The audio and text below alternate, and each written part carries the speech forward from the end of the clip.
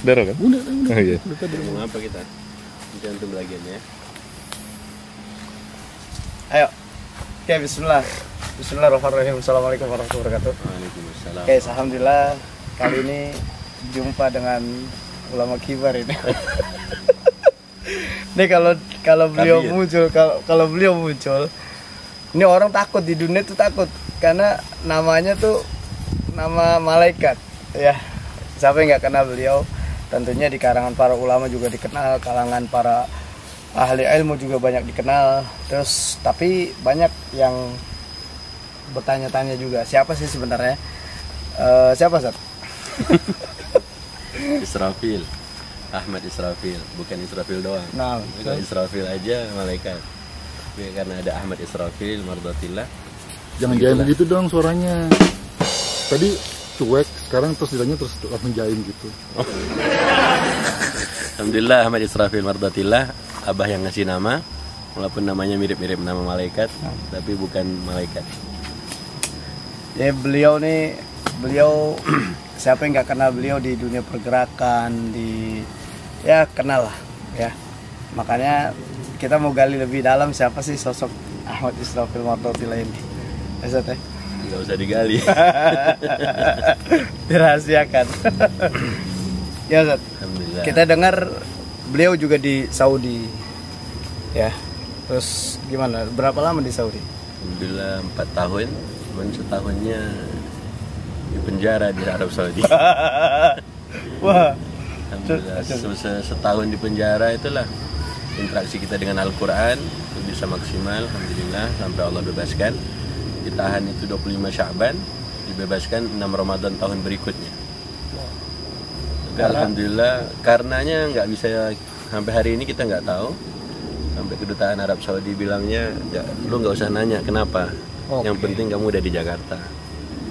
Udah di Jakarta lagi Tapi maksudnya. saat ini kalau antum ke sana Alhamdulillah nggak udah bisa. 2 kali umroh sesudah kasus penangkapan itu terakhir. boleh ya? Alhamdulillah Nggak boleh, masalah. walaupun ditahan dulu di sana 11 jam. Oh, subhanallah. Aneh kalau udah denger ini, aneh juga jadi ikut deg-degan ya. Sering soalnya. Tapi menarik, Insya Allah konten ini tetap bisa tayang. Amin, insya Allah. Dan nikah, Sat, ya? Alhamdulillah Ini sudah. baru 3. Bukan bini tapi istri. Dulu pengen banget nikah di usia 25, tapi Allah kasih 25 itu malah di penjara di Arab Saudi. Oh. Yang penting kita belajarnya ya apa adanya. Allah berikan kita pengen tapi ternyata enggak. Makanya Israfil ingat ada pepatah, bukan pepatah Arab, ada quotes di bahasa Arab, anta turid wa ana urid. Ya, engkau pingin, aku juga pingin. Wallahu yaf'alu ma yurid. Allah akan berikan apapun yang dia sudah kehendaki. Ana urid wa anta turid, wallahu yaf'alu ma yurid. Ma yurid. Ya, Berarti baru 2 ya? Oh. baru nggak boleh lah, nanti ketahuan sama teman-teman. Jadi alhamdulillah beliau sudah menikah ya. Jadi yang buat akhwat masih ada peluang kayaknya. Karena GGS beliau ini ganteng-ganteng soleh. Jadi Israfil kalau ditanya tentang pernikahan, tentang poligami, buat para ayah, buat para laki-laki yang suka ngomongin poligami, hati-hati. Karena Allah bilang, kabura maqtan indallahi an taqulu ma la taf'alun. Allah tuh murka kalau kita cuma ngomong doang tapi kita nggak ngamalin.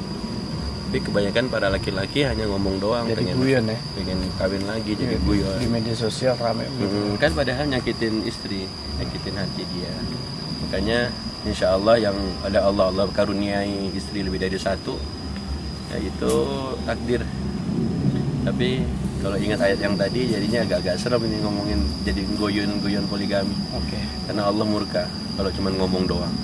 Ya, itu diantara tadabur cerita guyonan poligami. Iya. Jangan ngomong doang. Tapi menarik sekali teman-teman semua nih, guru kita nih. Buat teman-teman yang memang mau tahu lebih dalam siapa beliau, kelahiran berapa, Sat? Alhamdulillah 1985, insya Allah, Masya Allah. sebulan 10, tanggal 10 Oh, hari ini ya?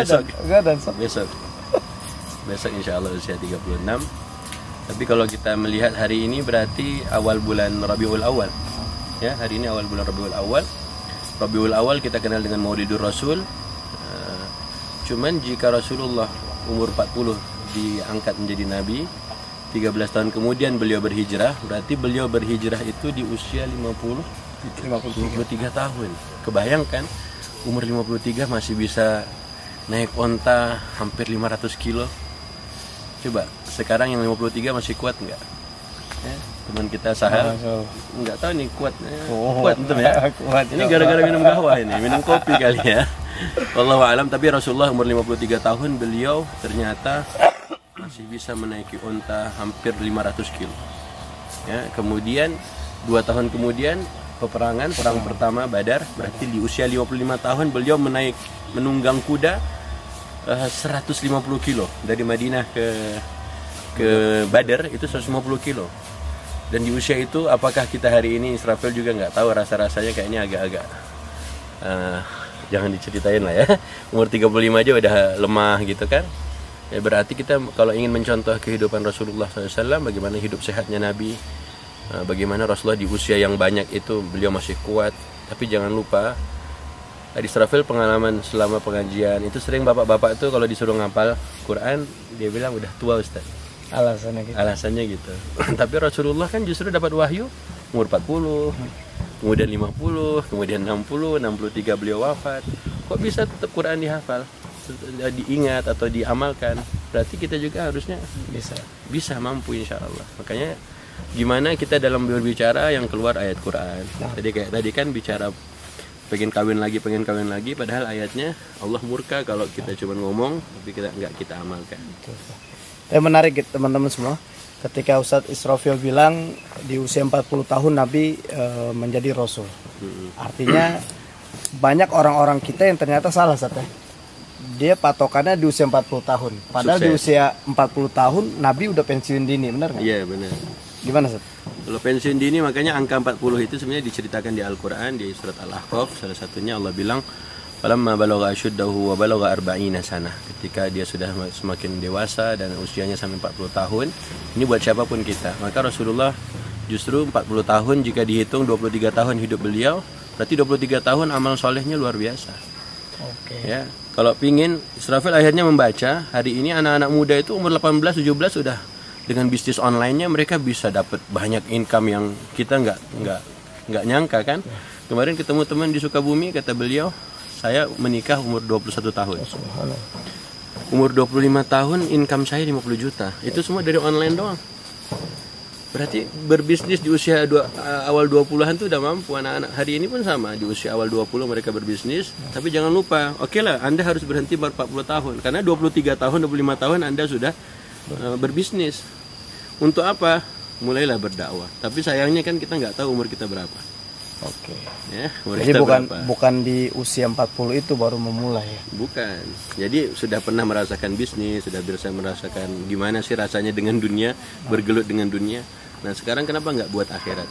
Maka terima kasih barakallahu fikum teman-teman yang masih muda tapi sudah punya keinginan untuk berjuang dalam urusan akhirat. Ini juga bisa belajar dari Mu'adz, sahabat Mu'adz bin Jabal. Usia 18 beliau masuk Islam, usia 31 beliau wafat. Syahid kalau tidak salah di perang Uhud. Bukan perang Uhud ya, sesudah lewat perang Uhud berarti. Cuman poinnya adalah bukan perang Uhud beliau syahid, jauh karena beliau wafat sesudah Rasulullah SAW tidak lama. Tapi kontribusinya negeri Yaman itu semuanya bisa didakwahi dan masuk Islam disebabkan oleh Mu'adz. 18 sampai 31. Jadi kita ingin lihat bagaimana teman-teman yang masih muda yang oleh Allah berikan rezeki yang subhanallah lewat online atau apapun juga bisnis mereka, tapi kontribusinya besar untuk agama. Ya. Di usia 31 tahun, tapi Yaman bisa Islam seluruhnya. Sebabnya adalah Mu'adz dan sahabat keduanya Abu Musa al-Asy'ari. Makanya Nabi punya pesan, yassira wa la tu'assira. Wahai Abu Musa, wahai Mu'adz, bikin orang muda, jangan dipersulit. Kadang orang mau masuk Islam di negeri kita tuh sulit. Saya pernah dengar cerita ada yang masuk Islam gara-gara ribet administrasi nggak jadi masuk Islam. Oh, subhanallah. Waduh, kami nggak bisa, dia datang ke masjid, kami nggak bisa nih. Harus gini, harus ini, ada surat dari ini. Akhirnya dia nggak masuk Islam karena dipersulit. Makanya pesan Nabi gak sederhana, yassira wa la tu'assira, basyira wa la tunaffira. Wahai Muaz, bikin orang senang dengan Islam, jangan engkau bikin orang lari dari Islam. Makanya apapun kita, profesi kita, anak muda khususnya, berikan sesuatu untuk agama ini, jangan bikin orang takut dengan Islam, bikin orang happy dengan Islam. Ternyata Ustaz Zahal biar gondrong begini rambutnya, kacamatanya hitam, ya kan, tapi orang happy dengan beliau. Jual kopi gitu kan. Ternyata mungkin dia jual kopi supaya anak-anak muda hari ini semuanya ngopi. Betul. Wallahu alam. Masya Allah, luar biasa ya pesan yang berbobot dari beliau tentang bagaimana usia kita. Jadi intinya memang usia itu memang berkualitas saja. Ya, nanti di Al-Ahqaf ada 40 tahun. Di ayat ke-15 Allah bilang tadi, ketika anak itu sudah mulai dewasa, kemudian sampai usia 40, maka minta hal 3 hal. Yang pertama, Rabbi auzi'ni an ashkura ni'mataka allati an'amta 'alayya wa 'ala walidayya wa an a'mala salihan tardahu wa aslih li fi dzurriyyati. Umur 40 harus pikirin 3. Yang pertama dirinya. Ya Allah, gue udah banyak duit, gue udah punya bisnis, gue udah punya kerjaan, gue punya istri, gue udah punya rumah. Nah, gimana mensyukuri nikmat rumah? Mungkin dibuat pondok tahfiz, rumah Quran. Gimana mensyukuri nikmat punya istri? Apa kontribusinya? Mungkin hari ini kita nggak sempat ngajar orang, tapi istri bisa ngajarin anak TPA. Itu kan syukur semuanya. Rabbi auzi'ni, ya Allah. Jadi kita ngomong ke Allah, ya Allah, ajarin dong ke aku gimana sih mensyukuri nikmat bisnis aku ini. Dan itu doa di 40 tahun. Allah. Ya kan? An ashkura ni'mataka allati an'amta 'alayya wa 'ala walidayya. Kalau anaknya umur 40 tahun, berarti bapaknya umur berapa? Kurang lebih, Ustaz. Anaknya 40 tahun. Bapaknya paling 53. Berarti lu nikah umur 13. 60-an. Oke. 65 gitu kan. 61, 63. Oke. Jadi di ayat itu Allah bilang, doa itu kita bilang, ya Allah, gimana orang tua gua juga, orang tua saya juga. Jadi 40 kalau ayahnya 65, masa dia biarin ayahnya tetap megang petenteng proposal di usia 65? Oke. Jadi ya Allah, ajarin dong ke aku, tunjukin dong ke aku. Tuh kita mohon pada Allah karena kita lemah, kita nggak kuat. Ya. An'amta 'alayya wa 'ala walidayya. Berarti tolong pikirkan orang tua. Kalau kita punya orang tua sudah 60-an, masih juga sibuk dengan dunia, ini hati-hati. Hati-hati banget, ya. Kemudian wa an a'mala salihan tardahu. Ya Allah, amal solehnya yang engkau suka. Karena kan usianya semakin banyak, angkat galon juga udah mungkin nggak kuat. Tapi gimana amalnya sedikit tapi Allah suka. Gimana amalnya sedikit tapi pahalanya banyak. Itu harus kita pikirkan sekarang. Maka Rasulullah paham betul, umur 40 nggak nyari pekerjaan yang berat. Harus ngangkat batu atau enggak, berdakwah. Jadi dalam dakwah Nabi, ya, 1 huruf Nabi ajarkan, berapa pahala Nabi dapatkan. Maka kita harus pintar, ya. Mau bisnis sama Allah bisa. Allah sebutkan dalam surat Fatir. Ya, bisnisnya lu mengaji, lu baca Quran, lu infak, lu apa lagi tuh? Baca Quran, infak, sama yang ketiga apa? Sudah lupa. Minasyaitonirrajim. Innal ladzina yatluna kitab Allah. Salat. Ya, harusnya banyak salat kita, ya, salat dan infak. Kalau kita udah salat, jangan salat zuhur, asar, maghrib doang, tapi salat malamnya. Itu kan nambahin pahala. Poin kita di sisi Allah nambah banget tuh. Biasanya di game yang kayak orang-orang bule kan, orang Korea itu main game kan dapat poin. Nah, sekarang kita sholat dapat poin, ngaji dapat poin, infak dapat poin. Kejar itu. Nah, umur lo udah 40, orang tua kita 60, jadi kejar. Wa an amala sholihan tardahu, jadi jangan amalan yang berat, tapi yang ringan, tapi pahalanya banyak. Dakwah, Allah suka. Ngaji, sedikit, di rumah doang, Allah suka. Sholat, di rumah doang, Allah suka. Infak, di rumah doang, Allah suka. Nah, ini bisnis-bisnis sama Allah. Di surat Fatir Allah bilang nggak akan ada lantabur, nggak akan ada apa? Kerugian di dalamnya. Oke, wa an amala sholihan tardahu wa aslih li fi dzurriyyati. Ya Allah, jadi dia diri orang tuanya, dan jangan lupa keturunannya. Ya Allah, gue udah banyak umur nih 50, 60, 40 tadi ya. Berarti kalau 40 anak berapa tahun? Ya, ada yang 10, ada yang 5, ya kan? Ya Allah, wa aslih li fi dzurriyyati. Minta lagi sama Allah, ya Allah, perbaikilah untukku keturunanku. Inni tubtu ilaik. Ya Allah, gua pulang, gua balik dah. Dah siap dah. 40 tahun. Kalau bisa pensiun dini, anak-anak muda hari ini silakan Anda punya kontribusi sejak muda, punya bisnis sejak muda. Tapi ingat, 40 itu angka. Angka apa? Ini harap cemasnya kita nih. Tapi kalau mampu di saat itu, lihatlah Rasulullah stop dari bisnisnya beliau yang dia mulai sejak muda, kemudian beliau untuk bisnis untuk Allah, bisnis akhirat. Maka beliau ajarkan Quran, beliau bacakan Quran. Kalau kita hari ini belum bisa bacakan Quran, belum bisa ajarkan Quran ke orang lain, kenapa nggak bacakan? Maka Mbah Mun tuh pernah punya nasihat yang sambil baca di buku, salah satu quotes yang orang tulis tentang beliau. Kalau kita nggak bisa ngajarin ngaji, mengapa bukan kita yang ngajarkan huruf hijaiyah?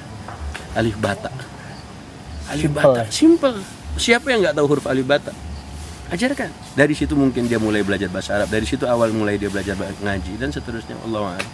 Makanya tadi Al-Ahqaf ayat 15 ya. Allah katakan Al-Ahqaf itu sesudah surat Syura Zumar 39 40 berapa? Nah, 45 kan? Allah bilang di ayat ke-15 ya. Wasainal insana biwalidayhi ihsanan hamalathu ummuhu kurhan wa wada'athu kurha wa hamluhu wa fisaluhu 30 syahran hatta idza balagha ashuddahu wa balagha 40 sanah, baru di situ ada doa. Jadi doanya itu simpel, sederhana, hampir semua kita hafal doanya.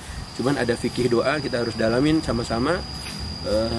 Al-Ahqaf itu 46, dalamin sama-sama doa yang tadi, dirinya, orang tuanya, anak, amalnya jangan terlalu yang berat, nggak kuat nanti kita. Allah kasih amalan ringan, tapi pahalanya luar biasa. Baca Quran itu di surat Fatir. Surat Fatir itu sebelum surat Yasin. Surat Fatir 40. 29. Surat Fatir Ghafir itu 40 ya. Surat Ghafir yang 40 ya. Fatir itu sebelum Yasin. Sebelum Yasin ya. Ayatnya ayat 29. Allah bilang orang-orang yang senantiasa tilawah. Ya, kita sering lupa ternyata orang ngaji itu pahalanya banyak. Kebayangkan bismillahirrahmanirrahim berapa sih pahalanya? 19 huruf, 190 dong. Kalau mau nambah 200 boleh kata Allah, lo tambah aja alif. Bismillahirrahmanirrahim, alif. 200 kan? Tapi kan nggak ada alif doang kan? Alif lam mim 220 kan? Pahala di sisi Allah, poin. Tapi kan nggak ada alif lam mim doang. Kalau mau nambah lagi 250, zalika tambah 3 huruf. Wallahu alam. Jadi itulah bisnis-bisnis yang kita bisa lakukan. Sederhana, simple, rajin-rajin ngaji, bacakan Quran ke orang lain, terutama yang di rumah yang sudah punya anak. Yang sudah punya anak, bacakan Al-Quran ke anaknya, ajak istrinya. Wallahu a'lam bishawab. Subhanallah. Allahu akbar, Allahu akbar. Alhamdulillah, ini nasihat besar yang awalnya kita mau menggali tentang sosok beliau, ternyata memang nggak ketuker ya. Emas walaupun ditaruh dimanapun tetap emas. Permata tetap permata. Ini luar biasa sekali. Apa yang disampaikan beliau isinya daging semua nih, Masya Allah. Bukan badannya daging semua, bukan. Penyampaiannya luar biasa, Masya Allah. Semoga kita semua menjadikan informasi yang disampaikan sama beliau, pesan yang disampaikan beliau, ini punya motivasi sendiri buat kita bersama, Insya Allah. Amin. Ya Ustaz, jazakallah khairan ala hayakumullah. Hitimamik. Hayakallah wa wafaqakallah.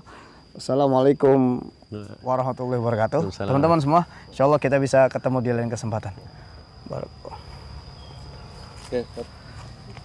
Berapa menit ya? Dapat 17. Telat. Jam 2. Nyampe nggak sih? Nyampe. Oh, itu mau kajian ya? Iya, jam 2.